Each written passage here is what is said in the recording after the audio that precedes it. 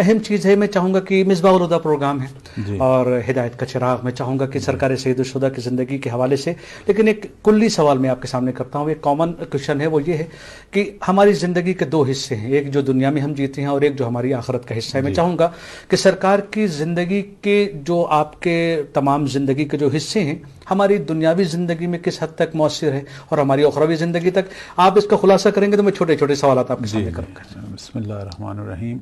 محمد و آل محمد کی حیات طیبہ کا ہر پہلو ہماری زندگی کے لیے بھی مفید ہے اور ہماری آخرت کے لیے بھی.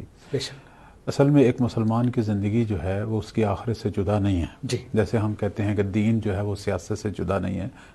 ہم سب لوگ سیاست مدار ہیں اپنے گھروں میں، اپنے کاموں میں. کوئی آدمی جو ہے وہ سیاست سے دور نہیں ہے. تو دین جو ہے وہ سیاست سے جدا نہیں ہے.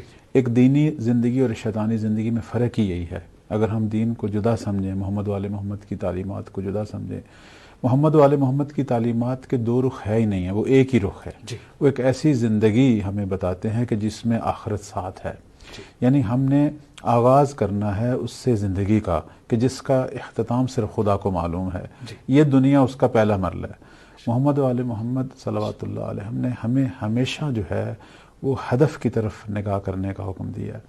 اب آپ دیکھیں کہ سرکار سید الشہداء جب مدینہ سے چلے تو انہوں نے صرف پیغمبر اسلام صلی اللہ علیہ وسلم کی قبر مبارک پر جب اپنے ہاتھ رکھے اور اللہ کی بارگاہ میں کہا کہ اے پروردگارہ میں اسی نبی کا نواسا ہوں، مجھے بتا میں کیا کروں، مجھے تو بتا، میں تیری رضا کو جو ہے وہ مد نظر رکھنا چاہتا ہوں، باقی مجھے کسی چیز کی کوئی پرواہ نہیں ہے. اور آپ دیکھیں کہ یہ مولا نے ہمیں زندگی کا سب سے بڑا درس دیا کہ اس ہماری طولانی زندگی جس کا آغاز دنیا سے ہو رہا ہے اور آگے جتنے بھی مراحل ہیں پتہ نہیں یہ کہاں ختم ہوگی یا ختم نہیں ہوگی، چونکہ احادیث سے تو ہی ثابت ہوتا ہے کہ جس طرح خدا ہمیشہ باقی ہے اس کی مخلوقات بھی ہمیشہ باقی ہیں. جیسے ہم جنت اور جہنم کے حوالے سے لفظ خالدین قرآن مجید میں استعمال ہوا ہے، یعنی ہمیشہ کی زندگی ہے، یعنی جس کی کوئی حد نہیں ہے. تو اس پوری زندگی کے اندر ہمارا صرف ایک ہی ہدف ہے، وہ ہے اللہ کی رضا. بے شک. مولا نے ہمیں بتایا کہ آپ زندگی کے چھوٹے کام میں یا بڑے کام میں، انفرادی پہلو ہو اجتماعی ہو، آپ ایک گھر کے اندر ہیں، دفتر میں ہیں، کاروبار میں ہیں، دکان پہ ہیں، راستہ چل رہے ہیں، جہاں بھی ہیں، کسی کو ملنے جا رہے ہیں، آپ کی زندگی کا ایک ہی ہدف ہونا چاہیے کہ میں پروردگار کی رضا اور اس کی منشا کے مطابق زندگی گزاروں. خود مولا بھی اسی راہ پہ چلے. ان کے پیچھے جو چند لوگ چلے ہیں وہ بھی اسی راہ پہ چلے ہیں کہ انہوں نے صرف اللہ کی رضا کو مد نظر رکھا ہے. اب خدا کی رضا ایک دفعہ جینا ہے، ایک دفعہ شہید ہونا ہے. ہدف جو ہے وہ اللہ کی رضا ہو. تو لہذا محمد و آل محمد کی مکمل طور پر جو سیرہ ہے اور بالخصوص سید الشہداء کے جن کے حوالے سے آج ہمیں موقع ملا ہے کہ ہم نے جو سب سے بڑا ایک درس لینا ہے ان سے، وہ یہ ہے کہ اپنے تمام کاموں میں خدا کی رضا جو ہے اسے مد نظر رکھیں. اب مولا نے یہ لفظ کہے اور اس کے بعد جب خواب میں گئے یا اونگ آئی تو سرکار رسالت مآب صلی اللہ علیہ وسلم کو دیکھا تو انہوں نے یہی کہا کہ یعنی جس کا لب لباب یہی تھا کہ خدا تجھے اس راہ میں شہید ہونا جو ہے وہ دیکھنا چاہتا ہے، تیرے خون کی ضرورت ہے.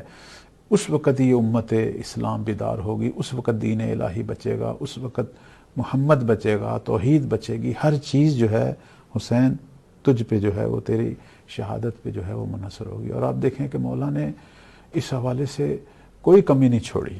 حتیٰ کہ آخری فرزند جو مولا کا تھا جناب علی اصغر علیہ السلام، جب ان کی شہادت ہوئی اور جب ان کو دفن کر رہے تھے اس وقت اپنے بچے کے پاؤں چوم کر انہوں نے اللہ کی بارگاہ میں یہی کہا تھا کہ پروردگارہ میں نے اس حد تک بھی تیری بارگاہ میں سب کچھ دیا، میرے پاس کچھ بھی نہیں رہا، سب کچھ تجھے دے دیا ہے تاکہ یہ دین بچ جائے، تاکہ تیری رضا مجھے حاصل ہو.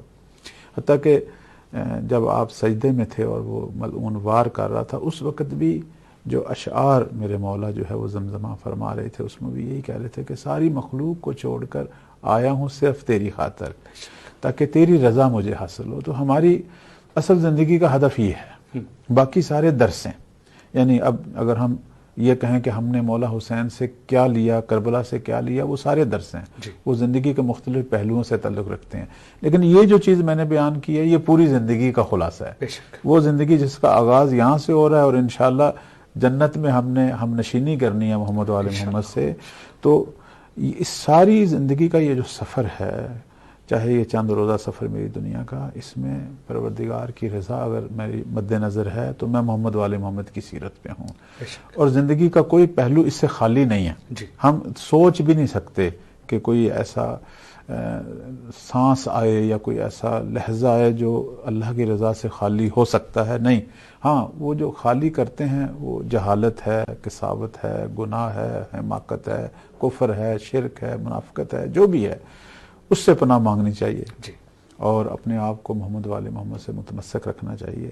تو بس حیات جو ہے ہماری وہ مولا امام حسین علیہ السلام اور شہداء کربلا کو سامنے رکھیں گے تو یہی ہے کہ پروردگار کی رضا مد نظر